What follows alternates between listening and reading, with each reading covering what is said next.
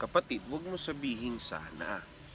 Isipin mo at sabihin mo, nakuha mo na, nasa iyo na, nasa possession mo na, kung ano man yung hinihiling mo.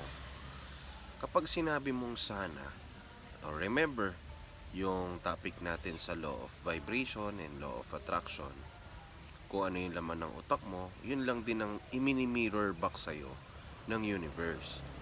Kung sinasabi mo, sana magkaroon ako ng ganito, ibig sabihin, ang maiintindihan ni universe, wala ka pa nun. Kasi sana eh. So, palagi ka lang magsasana lang. Ganon. Kaya ang sasabihin mo, thank you, na-receive mo na. Nandito na sa'yo, salamat po sa ganitong bagay, ganitong pera, ganitong pangyayari, salamat po. That's the way you attract. Okay? Avoid sana. Saying sana. No, no, no. Sabihin mo na sa'yo na. Yan. Okay? I hope clear to. And have a nice day sa inyo.